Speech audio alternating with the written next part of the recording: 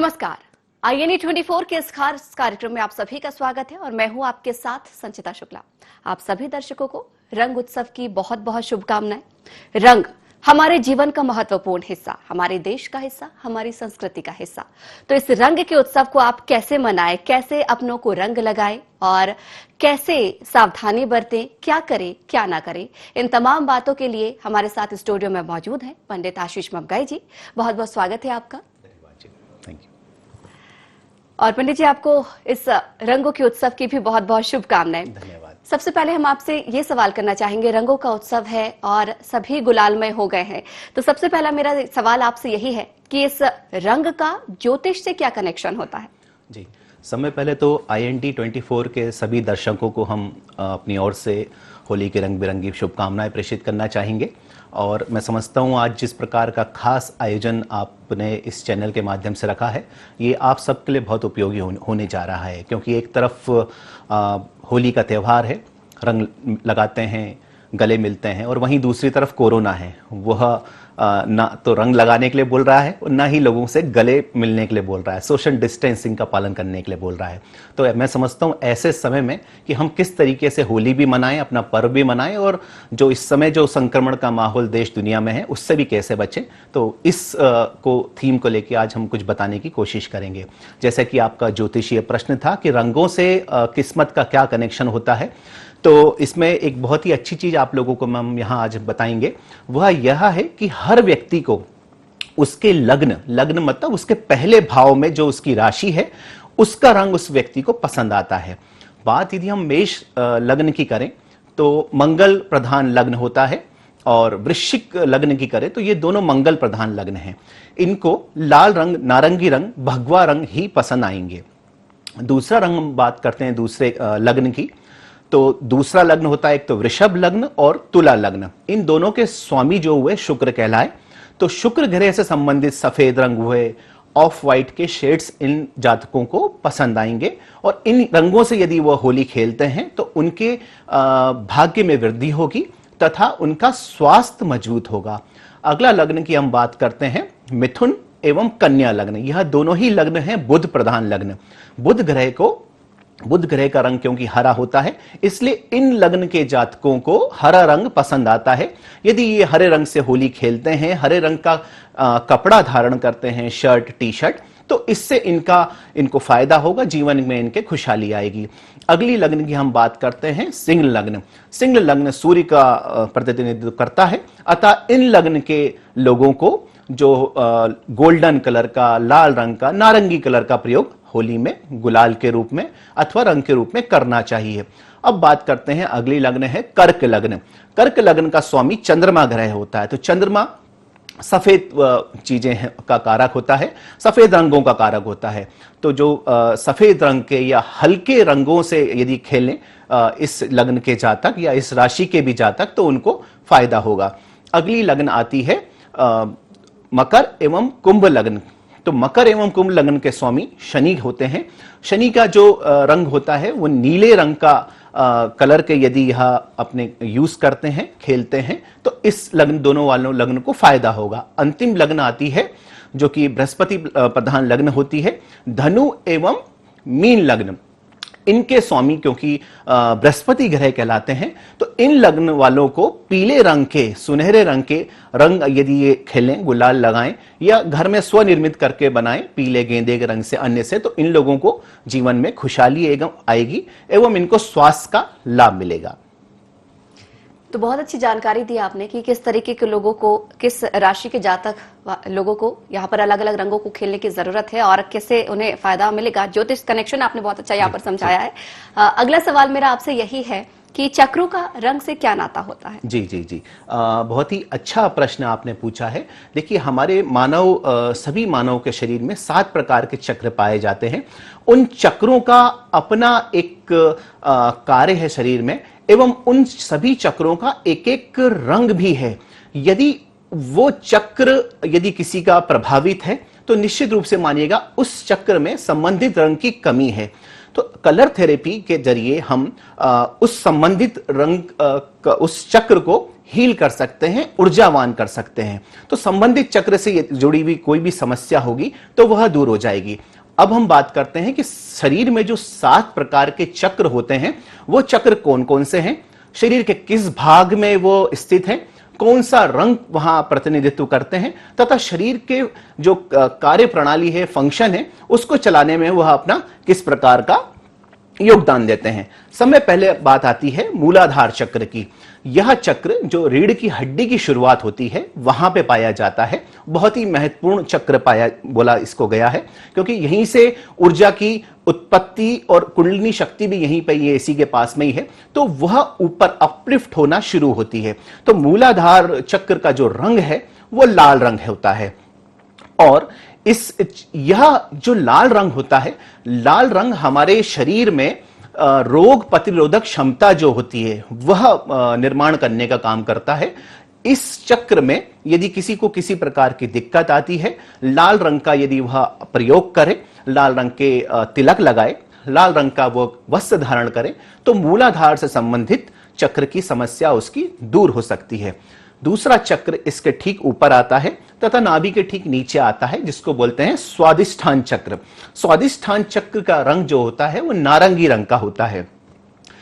पाचन क्रिया के लिए यह चक्र बहुत महत्वपूर्ण माना गया है और क्रिएटिविटी जो किसी व्यक्ति की देखी जाती है वो इसी चक्र से निर्मित होती है। तो यदि किसी व्यक्ति को ऐसा लगे कि उसका पाचन तंत्र प्रभावित हो रहा है अथवा उसकी क्रिएटिविटी की दिक्कत आ रही है, तो उनको चाहिए कि इस स्वादिष्ठान चक्र का नारंगी रंग से वह उपाय करें। नारंगी रंग से वह तिलक कर सकता है जैसे कि मैंने बताया, अथवा वह वस्त्र भी धारण करके इस चक्र से संबंधित समस्याओं को दूर कर सकता है। इसके बाद जो जिस चक्र का शरीर में स्थान आता है वह मणिपुर चक्र कहलाता है। यह नाभि के ठीक ऊपर स्थित है। इस चक्र का रंग दरअसल पीला रंग होता है। यह भी पाचन क्रिया के लिए महत्वपूर्ण माना गया है और शरीर में किसी व्यक्ति के आत्मविश्वास की जो प्रबलता होती है इसी चक्र से ये निर्मित होती है।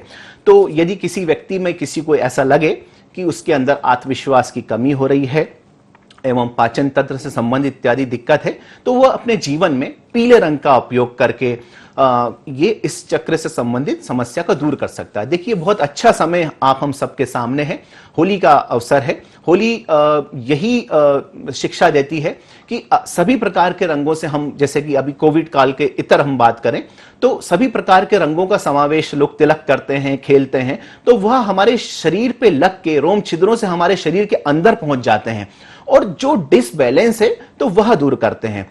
तो अगले चक्र की हम बात करते हैं, यह हृदय में स्थित होता है। इस चक्र का रंग दरअसल हरा रंग का कहलाया जाता है। व्यक्ति में कितनी प्रेम है, दया है, करुणा है, भावनाएं जो व्यक्ति की होती हैं, इमोशंस जो व्यक्ति के होते हैं, वह इसी चक्र से मापी एवं तोली जाती है। वहीं यदि किसी व्यक्ति की भावनाएं बहुत ज्यादा प्रभावित हो रही हो, वह बहुत ज्यादा अपने आप को नर्वस फील करता हो या बात बात पे रो देता हो, आत्मविश्वास की उसकी कमी आती हो या प्रेम, दया, करुणा उसके अंदर कम हो, क्रोध इत्यादि फैक्टर उसके पास ज्यादा हो, तो उसको चाहिए कि जीवन में हरे रंग का वह इस्तेमाल करें और इस चक्र से संबंधित चीजों को, अशुद्धियों को दूर करें। अगला जो चक्र आता है वो कंठ में आता है और बैंगनी रंग का इस चक्र का बताया गया है। वाणी में जो चीजें होती हैं, वाणी का प्रभाव होता है, वाणी की मधुरता होती है, व्यक्ति की कम्युनिकेशन स्किल्स जो देखी जाती है इसी चक्र के द्वारा होती है। यदि किसी व्यक्ति के लगे उसके थॉट में, गले में कुछ इन्फेक्शन है, दिक्कत इत्यादि है, तो वह बैंगनी रंग का इस्तेमाल करें। कोविड के जो प्रारंभिक लक्षण आए थे वो गले में खराश, दर्द इत्यादि चीजें थीं, तो बैंगनी रंग के इस्तेमाल से व्यक्ति को इसमें फायदा हो सकता है। अगला जो सेकंड लास्ट चक्र आता है वो आज्ञा चक्र होता है। आज्ञा चक्र का स्थान बोहों के माथे पे, दोनों बोहों के बीच में पाया जाता है और यहाँ जो आज्ञा चक्र का जो रंग होता है वो जामुनी रंग का होता है। यह आज्ञा चक्र अपने आप में बहुत महत्वपूर्ण है। आध्यात्मिकता की ओर जो व्यक्ति बढ़ना चाहते हैं, जीवन में आध्यात्मिक उपलब्धि चाहते हैं और यह चाहते हैं कि आज्ञा चक्र, यदि हम किसी को जैसे ऑर्डर देते हैं, अपनी बात मनवाना चाहते हैं, तो इस चक्र की शुद्धि बहुत महत्वपूर्ण है। जिस व्यक्ति का आज्ञा चक्र प्रभावित नहीं होगा, अच्छा होगा, तो व्यक्ति किसी से एक बार भी कुछ कह दे तो वो मानेगा उस चीज को। तो इस चक्र का भी शुद्ध होना बहुत जरूरी माना गया है। तो जामुनी रंग के इस्तेमाल से व्यक्ति आज्ञा चक्र को ठीक कर सकता है। जामुनी रंग का तिलक लगा सकता है अथवा जामुनी रंग के वस्त्र इत्यादि धारण करके। इसके बाद सब में अंतिम आखिरी चक्र होता है जो शिखा के स्थान पे पाया जाता है, जिसको सहस्त्रार चक्र भी कहते हैं। इस चक्र का जो रंग होता है वो गोल्डन रंग का होता है। यह अपने आप में बहुत महत्वपूर्ण है सबकॉन्शियस माइंड के, क्योंकि पास है। तो व्यक्ति जो भी हर्ट होता है बहुत जल्दी, छोटी छोटी बातों में हर्ट हो जाना या कोई बात लंबे समय तक मन में घर कर जाना और उसको लेकर चिंतन की स्थिति बने रहना, तो आज्ञा चक्र जो सहस्त्रार चक्र को यदि व्यक्ति गोल्डन कलर का तिलक करे, कपड़े इत्यादि धारण करे, तो मैं समझता हूं इस चक्र से संबंधित दिक्कतें उस व्यक्ति की दूर हो जाएंगी। तो बहुत ही सुंदर जानकारी दी है आपने। ये जानकारी हमारे दर्शकों को भी नहीं होगी कि 7 चक्र उनके जीवन में किस तरीके से महत्वपूर्ण होते हैं और रंगों से उनका क्या कुछ खास कनेक्शन होता है।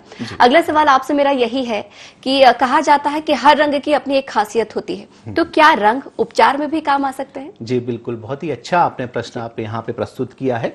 और मैं आज सभी दर्शकों को रंग की क्या खासियत होती है और किस उपचार में हीलिंग के द्वारा वो व्यक्ति को, जिसको बोलते हैं रंग चिकित्सा, कलर चिकित्सा के माध्यम से थेरेपी से लाभ उठा सकते हैं। समय पहले हम बात करते हैं नारंगी रंग की। नारंगी रंग खुशी एवं उल्लास का रंग कहा गया है।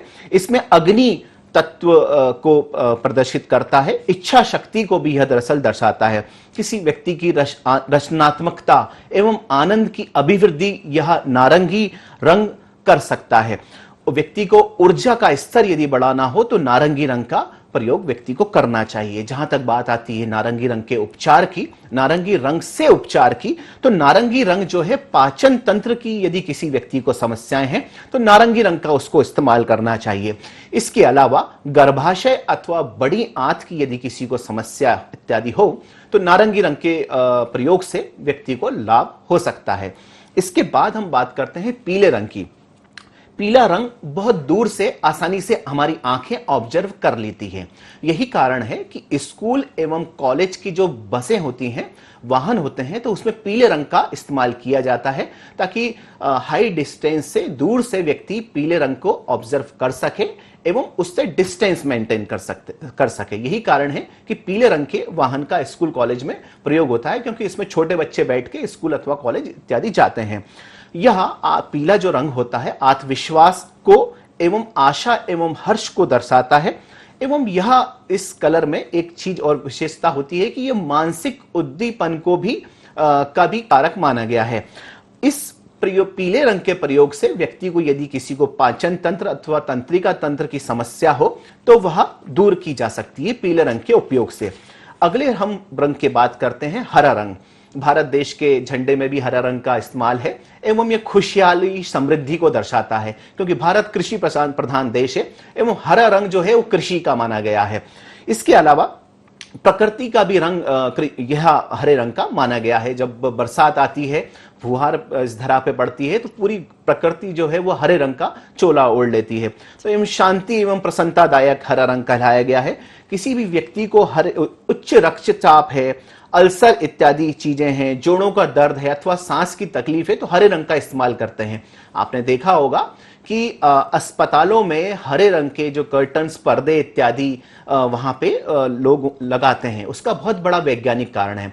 हरे रंग का उपयोग करने से अथवा देखने से व्यक्ति के जो भी शरीर के दर्द संबंधी समस्या है अथवा स्वास्थ्य संबंधी समस्या है, वो अगर आसपास भी वो कलर रहे तो वो प्रभाव डालता है। इसलिए अस्पताल में हरे रंग का उपयोग किया जाता है। अगले रंग की हम बात करना चाहेंगे, वह है नीला रंग।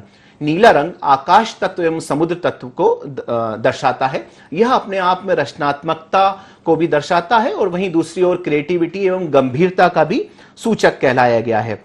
जिस भी व्यक्ति को जीवन में ज्ञान चाहिए, शक्ति चाहिए अथवा गंभीरता चाहिए, बहुत से ऐसे लोग होते हैं जो अंतर मन में उनके कई विचार चलते रहते हैं, विचारों एक रूपता, एक चीज पे फोकस नहीं हो पाता, तो ऐसे व्यक्तियों को नीले रंग का प्रयोग, नीले रंग का तिलक कर सकते हैं अथवा नीले रंग का शर्ट इत्यादि, वस्त्र इत्यादि धारण करके व्यक्ति इस चीज का लाभ उठा सकते हैं।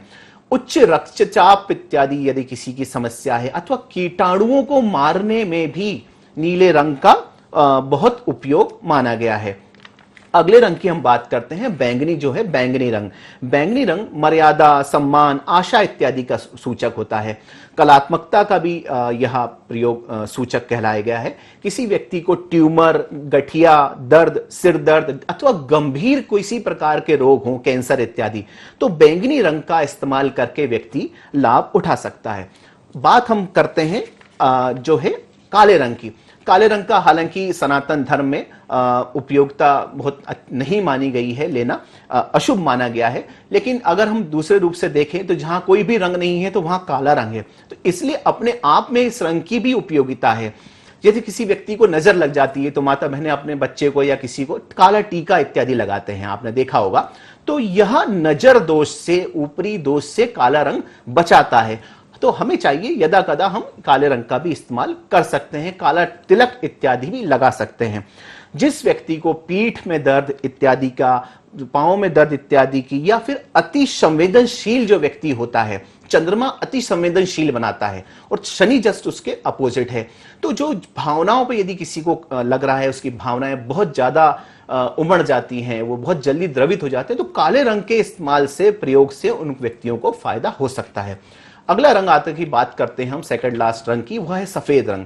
सफेद रंग शांति का रंग होता है, शिव तत्व इसमें पाया गया है। चंद्रमा को, शुक्र इत्यादि सौम्य ग्रह, जो सॉफ्ट ग्रह हैं, उनको का यह प्रतिनिधित्व करता है एवं पवित्रता को दर्शाता है। नई शुरुआत को, मित्रता तो को भी दर्शाता है। आपने देखा होगा यदि पहले जमाने में जब दो सेनाएं युद्ध के लिए आपस में आमने सामने खड़ी होती थी, तो सफेद रंग का फ्लैग, सफेद रंग का झंडा दिखा के वह शांति का संदेश देते थे। तो जो इसका मतलब यह हुआ।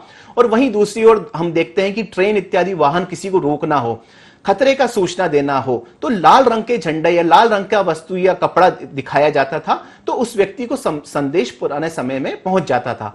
तो इसका मतलब यह हुआ कि जो भी रंग होते हैं वो उसमें अभिव्यक्ति की क्षमता होती है, वह बता देते हैं कि सामने वाले का मन का भाव क्या है। इसके अलावा हम बात करना चाहेंगे गुलाबी रंग की। गुलाबी रंग जो होता है ये रोमांस का प्रतीक माना गया है। जिस व्यक्ति को जीवन में क्रोध ज्यादा आता हो, रोमांस अपने जीवन में अपनाना चाहता हो, तो इस रंग का वो करें। क्रोध जिस व्यक्ति को के अलावा अहंकार भी यदि किसी की व्यक्ति के मन में उनको लगता है, हालांकि ये चीज स्वयं नहीं ट्रैक हो पाती बहुत आसानी से कि व्यक्ति में, और व्यक्ति मानता भी नहीं आज के समय में कि मेरे अंदर अहंकार है, अगर उसको कहीं लगे तो इस रूप का रंग का, गुलाबी रंग का उस व्यक्ति को इस्तेमाल करना चाहिए। तो हम बात कर रहे थे कि आप जो भी रंग होते हैं वह भावनाओं की अभिव्यक्ति भी दर्शा देते हैं, तो यह एक बहुत महत्वपूर्ण पार्ट होता है रंगों का। तो बहुत ही सुंदर जानकारी दी है आपने रंगों के बारे में। ये भी रंगों की एक खासियत होती है जिसके बारे में कोई नहीं जानता, और रंग से कैसे उपचार कर सकते हैं, बहुत ही सुंदर आपने जानकारी दी है। आपको यहाँ पर थोड़ा सा रोकना चाहूंगी मैं, और जिस तरीके से यहाँ पर रंगों के बारे में हम बात कर रहे हैं, साइंटिफिक रीजंस हम आपको बता रहे हैं, आप कहीं जाइएगा नहीं। फिलहाल यहाँ पर रुक रहे हैं एक छोटे से ब्रेक के लिए। ब्रेक के उस पार जानेंगे कई और खास बातें रंगों से जुड़ी।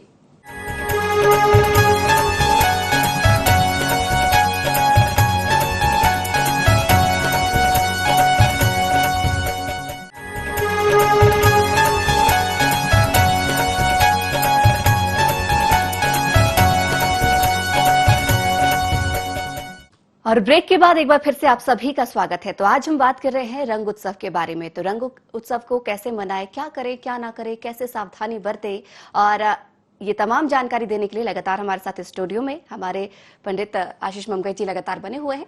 आशीष जी, अभी ब्रेक के उस पार तो आपने बहुत सारी जानकारी दी रंगों के संबंध में, ज्योतिषी कनेक्शन आपने बताया है, रंग से उपचार आपने बताया है, लेकिन अब अगला सवाल मेरा आपसे यही है कि रंगों को घर में कैसे मनाएं, क्योंकि आज के दौर में देखा गया है बाहर जो रंग मिलते हैं वो हम यूज नहीं कर सकते, इस्तेमाल नहीं कर सकते, क्योंकि हर्बल शायद वो ना हो, लेकिन घर के रंग सुरक्षित भी होंगे और उन्हें लगाने में सबको मजा भी आएगा। तो घर में कैसे रंग बनाएं ये भी आप जरूर बताएं। जी बिल्कुल, पुराने समय में होता यही था कि ये आर्टिफिशियल जो कलर हैं यह नहीं चलते थे, व्यक्ति अपने घर पर ही रंग का निर्माण कर लिया करते थे। तो इस वक्त जो कोविड का काल चल रहा है, आदर्श स्थिति यही होगी कि व्यक्ति, आप, हम सब अपने ही घर में अपने ही द्वारा बनाया हुआ रंग को प्रयोग करें। अब वो रंग कैसे बनाएं? पुराने समय में पलाश अथवा टेशू के फूल अभी मार्केट में है, वह लेके आ जाएं और उसको गर्म पानी में उसको छोड़ दें, तो थोड़ी देर में वो अपना रंग छोड़ देगा। इसी प्रकार यदि आप अन्य प्रकार के फूल, गुड़हल के अथवा गेंदे के पीले रंग के पुष्प पा पाएं, तो अब वो पानी में आप उसको डाल दीजिए और आधे से 1 घंटे में उसको निथाल लीजिए, तो वह अपना लाल अथवा पीले रंग का इस तरीके से छोड़ देगा। उस रंग को व्यक्ति उपयोग में ला सकता है। फूलों की होली भी अपने आप में महत्वपूर्ण मानी गई है, तो क्योंकि वो उसमें सुगंध भी होती है अपने आप में, तो सूखे फूलों के पंखुड़ियां तोड़ के उस व्यक्ति उसको अपना सकता है। यदि इच्छा यही है कि हम लाल कलर का इस्तेमाल करना चाहते हैं, तो टमाटर और चुकंदर, विशेष तौर पे चुकंदर को यदि किस लिया जाए और उसको पानी में डाल दिया जाए, तो ये गहरे लाल रंग का 5 से 10 मिनट में ही रंग बन जाएगा। तो इस व्यक्ति इससे भी होली खेल सकता है और हाइजीनिक रंगों का इस्तेमाल व्यक्ति कर सकता है। तो ये भी बहुत सुंदर जानकारी दी आपने। पंडित जी, अगला सवाल मेरा यही है कि जिस तरीके से अभी ये रंग उत्सव चल रहा है, सभी एक रंग में रंगे नजर आते हैं, सब एक दूसरे को रंग लगाते हैं, लेकिन इस दौरान कुछ ऐसी चीजें हो जाती हैं जो किसी को नागवार गुजरती हैं या फिर कोई बुरा मान जाता है या बैर हो जाता है, तो रंग सावधानी से कैसे खेलें, वो भी आप बताएं। बिल्कुल, देखिए हम बात करते हैं होली के पर्व की डू एंड डोंट्स की, हमें क्या चीजें अपनानी है और क्या चीजें नहीं अपनानी चाहिए। यह अपने आप में बहुत महत्वपूर्ण पर्व है और मैं समझता हूं आजकल जो युवा वर्ग है उसका होली का मायने ही बदल गए हैं। वह नशे, शराब इत्यादि से इस पर्व को तोलता एवं मानने लगा है। तो मुझे चाहिए कि यदि मैं आज इस चैनल के माध्यम से संदेश देना चाहूं कि इस पर्व पे क्या नहीं करना चाहिए, तो शराब इत्यादि कोई भी नशे वाले पदार्थ का सेवन व्यक्ति को नहीं करना चाहिए, क्योंकि वह शराब इत्यादि नशे को करके मार्केट में गाड़ी चलाता है, तो यह कोई ना कोई दुर्घटना को उनके लिए आमंत्रित कर सकता है। वहीं बदले की भावना से किसी को रंग नहीं लगाना चाहिए। यह प्रेम, प्यार, सौहार्द का पर्व है। कीचड़ इत्यादि, गोबर इत्यादि में धक्का देना अथवा इसको प्रयोग में लाना नहीं करना चाहिए। सोशल डिस्टेंस का जैसे कि सरकार अपील कर रही है, तो वह उसको पाल लेना चाहिए। मध्य प्रदेश सरकार एक अपील और कर रही है कि व्यक्ति को अपने ही परिवार के साथ होली अपने ही घर में मनानी चाहिए। तो उस जो समय चल रहा है उस परिप्रेक्ष्य में भी हमको थोड़ा विचार कर लेना चाहिए। अब हम बात करते हैं कि हमें क्या करना चाहिए। होली के दिन आदर्श स्थिति यह है कि व्यक्ति स्नान कर ले एवं जो रंग अपना प्रयोग में लाना चाहता है वो अपने इष्ट आराध्य भगवान को अर्पित कर दे एवं प्रसाद स्वरूप उस व्यक्ति का तिलक हम आपस में एक दूसरे को लगा लें। यह बहुत बड़ा पर्व है कि जब हम अपने गिले शिकवे मिटा सकते हैं। क्षमा दान भी बहुत बड़ा महत्वपूर्ण बताया गया है शास्त्रों में। तो जो किसी पूरे वर्ष में हमें जैसे किसी से शिकायत है या किसी ने हमारा दिल दुखाया है, तो यह बहुत बड़ा पर्व है, हम क्षमा कर दें। और सब में महत्वपूर्ण चीज है कि जैसे अहंकार इत्यादि, जैसे कि पुराने समय में यह पर्व क्यों मनाया जाता है, तो उसकी कथा भी यही आती है कि भक्त प्रहलाद थे और उनके जो पिता थे वह बहुत क्रोधित अहंकारी थे। वह ये बोलते थे कि आप नारायण भगवान को ना माने, मैं राजा हूं, मुझको ही आप भगवान का दर्जा दीजिए। और फिर उन्होंने उसको भक्त प्रहलाद को अपनी बहन के साथ होलिका में दहन के लिए बिठा दिया, जिसको आशीर्वाद प्राप्त था कि अग्नि से ही जलेगी नहीं। लेकिन भगवान की कृपा एवं लीला देखिए, होलिका जिसको आशीर्वाद प्राप्त था अग्नि से ना जलने का, वह जल गई, वो भस्म हो गई। लेकिन भक्त प्रहलाद जो थे, भगवान की भक्ति में लीन थे, वह बच गए। तो यह संदेश है होली किसकी होली? परमात्मा की होली, भगवान की होली, देव की होली। तो हमें अपने जीवन में परमात्मा को इस दिन आत्मसात करना चाहिए। यह बहुत बड़ा पर्व है ईश्वर को का होने का, ईश्वर तत्व को अपने अंदर समेटने का। तो इस प्रकार से व्यक्ति को, मेरे को लगता है, होली मनाना चाहिए। तो ये भी बहुत सुंदर जानकारी आपने दी है कि होली किस तरीके से मनाएं, क्या सावधानी बरतें, क्या करें और क्या ना करें। पंडित जी, मेरा अगला सवाल यही है आपसे, क्योंकि या तो होली का दहन की हम बात कर ले या घर में सामान्य यज्ञ होते हैं, कोरोना का दौर चल रहा है, तो ऐसे में यज्ञ की आहुति में क्या डालना चाहिए जिससे फायदा हो सके, आसपास का जो माहौल है, प्रकृति है, वो वातावरण में शुद्धता बनी रहे। बिल्कुल, देखिए जी, पुराने समय में होता क्या था कि प्राचीन ऋषि मुनियों ने यज्ञ की मनीषियों ने प्रतिपादित किया यज्ञ का। और यज्ञ का बहुत बड़ा विधान यह है कि यज्ञ में चिकित्सकीय कारण से भी यज्ञ किया जाता था।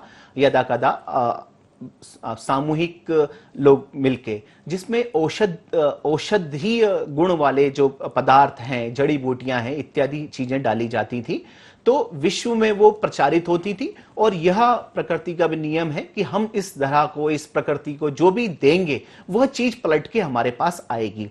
तो होली दहन जो कि आगामी दिनों में होने जा रहा है, तो हमें चाहिए कि हम जो भी उस दिन होलिका में पूजा करते हैं, कंडे उपले इत्यादि डालते हैं, तिलक करते हैं, वहां पे पानी चढ़ाते हैं, क्षमा के प्रार्थना करते हैं, तो इसके अलावा अपने साथ कुछ औषधि आप लेके चले जाएं, जो मैं अभी बता देता हूं। यदि वो आप उसमें अर्पित कर देंगे तो मुझे लगता है कि उसके कंटेंट, उसकी शुभता आपको, आपके परिवार को एवं विश्व में सबको आएगी, क्योंकि यह सनातन धर्म ही है जो बोलता है और ऐसा मानता है कि सर्वे भवन्तु सुखिनः, सर्वे सन्तु निरामया, सर्वे भद्राणि पश्यन्तु माँ कश्चित् दुर्भाग् भवेत्। सभी लोग निरोगी रहें, सभी का कल्याण हो, सभी सुखी रहें।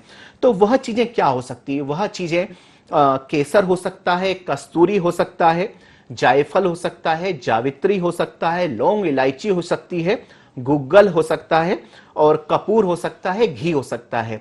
यह चीजें आप, इनमें से कुछ भी चीजें जो भी आपको सुलभता में उपलब्ध हैं वह आप डालें, तो मुझे लगता है इससे जो कोविड इत्यादि का जो फेस है उसमें भी कहीं ना कहीं राहत प्राप्त होगी। पंडित जी, मेरा एक आखिरी सवाल भी आपसे है। जिस तरीके से हम रंग उत्सव मनाते हैं, कहा तो जाता है कि हर बुराई को मिटा देता है, हर व्यक्ति एक रंग में रंगा नजर आता है, ना छोटा बड़ा, ना अमीर गरीब, लेकिन फिर भी हमारे हिंदू धर्म में रिश्तों की हम गरिमा बरकरार रखते हैं, मर्यादा बनाए रखते हैं। तो किस व्यक्ति को कहाँ रंग लगाना चाहिए रिश्तों में, वो भी एक छोटी सी जानकारी आप हमारे दर्शकों को जरूर दें। देखिए, बहुत अच्छा प्रश्न आपने यहाँ प्रस्तुत किया है। जो भी हमारे से उम्र में बड़े हैं, तो माता पिता हैं और अन्य लोग भी हैं, तो हमें चाहिए कि उनको हम विशेष तौर पे माता पिता और उम्रदराज बुजुर्ग, उनके हमें चरणों में, उनके पाँव में, अंगूठे में के स्थान पे गुलाल या स्वनिर्मित जैसे कि रंग बताया वह अर्पित करना चाहिए एवं उनसे आशीर्वाद की कामना करनी चाहिए।